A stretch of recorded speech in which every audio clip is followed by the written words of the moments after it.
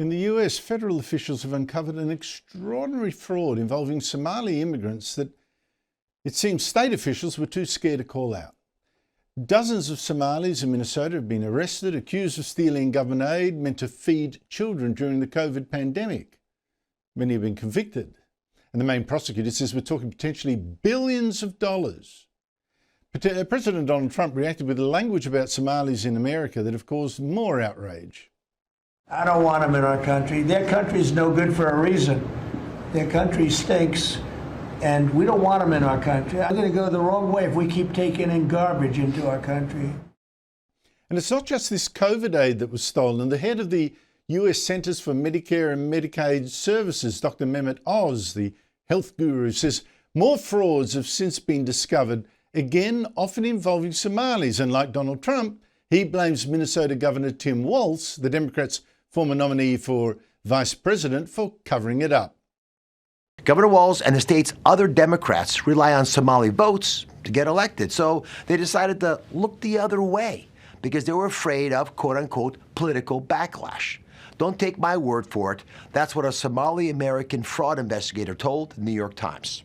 One program designed to provide housing stabilization assistance to patients ballooned to $104 million, when 4 years ago it was projected to cost only $2.6 million. Some of these taxpayer funds may have even ended up in the hands of a Somalian terrorist group. Scary stuff. Joining me is John Heinderich, who's a lawyer, is the founder of the wonderful Powerline blog, and also president of the Center of the American Experiment. John, great to see you again. This scandal, it's gone bang in the national media in America. How big is it? You know, it's really interesting, Andrew, because my organization, Center of the American Experiment, as well as my website, Powerline, have been writing about this story since January of 2022. It'll be 4 years next month. And then for some reason, it hit the national news. It went from being a local crime story to being a national news story. President Trump tweeted about it. People like Elon Musk and many others started talking about it. And all of a sudden, it is all over the news nationally and now even internationally. Now, obviously, one of the big angles that President Trump has seized on, and others as well, is how heavily involved some of the Somali community in Minnesota have been in this. Most of the people arrested and charged and convicted have been Somalis. Why is it centered on them? Well, you're right, Andrew. I mean, the Feeding Our Future scandal, which kind of triggered all of this, probably a $500 million scandal. Around 80 people have been charged. Most of them have already pled guilty or been convicted by a jury. 90% of those defendants are Somalis, and that's typical. There's a whole range of frauds covering multiple areas of state government in Minnesota, but the common denominator in every case is you are basically talking about Somalis, and that is an important aspect of the story. There's no doubt about it.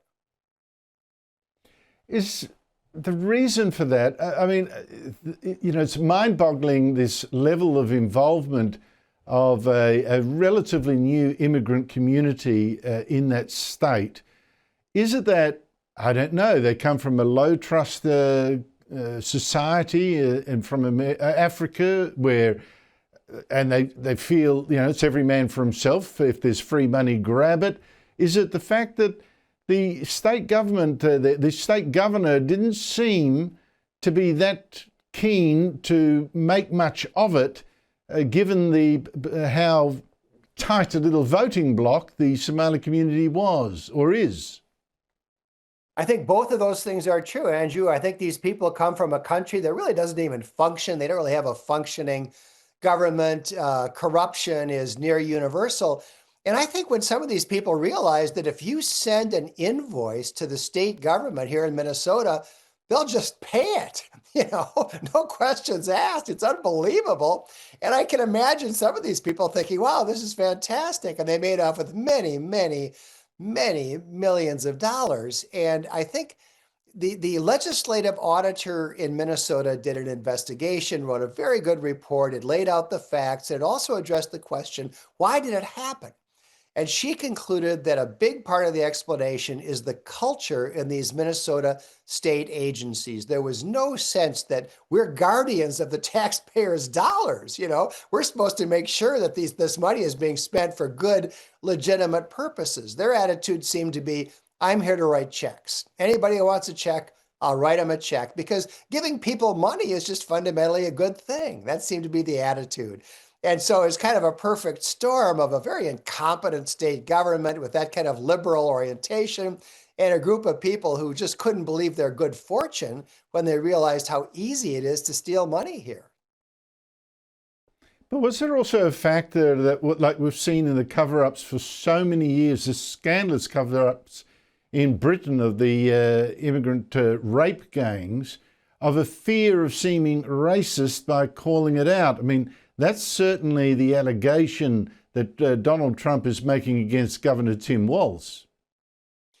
I think there's truth to that. My organization obtained and released a 54-minute tape where some of these fraudsters went to see the Attorney General of our state, who should have been prosecuting these cases, but has done nothing. And they were complaining to him that people in the state agency were starting to make noises about more documentation. Maybe we're going to stop paying you, whatever. And they said that they're racists in these state agencies. They're going after us because we're Africans. And our attorney general agreed. And he said, yeah, we have a problem. I'll see what I can do for you. This is stupid, piddly stuff, and so on. And then a week or two later, they gave him campaign contributions. And so, the Somali community in Minnesota is an important voting bloc for the Democratic Party here. And so some of the money that was stolen by these fraudsters came back to the Democratic Party in the form of campaign contributions. And even more importantly, I think it bought a lot of loyalty. It bought a lot of votes among Somali voters because all this money is being showered on those people. So I think that is a part of the story. Extraordinary stuff, and it's got quite a way to run as it is. Can I just ask you, John, the Trump administration has just put out a national security strategy. We discussed it briefly last night on the show. It accuses Europe of civilizational erasure, wiping out its own civilization. What's the argument there? Well, I think mostly what the Trump administration is talking about is the immigration policies that have just radically changed the demographics of many European countries, whether it's the UK, France, Germany, the Netherlands, and others. They have imported millions of Islamic immigrants who have not assimilated to their countries, who have formed almost separate enclaves, in some cases where there's very little law enforcement going on. They'll riot, they'll burn vehicles. And the Western Europeans seem to have no idea how to handle this, no idea what to do about it. And we're seeing a radical remaking of those societies in a way that is secular, that is multicultural. And so one example of that that's going on right now, they used to have and still do have Christmas markets all across Europe. And this was never an issue before, never controversial, never a focus of violence. But in recent years, there have been a number of terrorist attacks by Muslims on these Christmas markets. And so now they're putting up barriers, bollards, they got intensive police protection and so forth. And it's kind of ironic because in some cities, they've canceled these Christmas markets because providing security for them is too expensive. Well, at the same time, they have spent tens of billions of dollars importing these Islamic immigrants and supporting them on welfare. And that's the reason why they have a security problem at the Christmas markets. And so I think that's the kind of thing that President Trump is talking about. I think he would like to see more European countries do what Hungary has done, do what Poland has done, and really maintain their traditional demographics and their traditional cultures. And there's the free speech issue as well. John Hunter, thank you so much indeed for your time. Great to be with you, Andrew.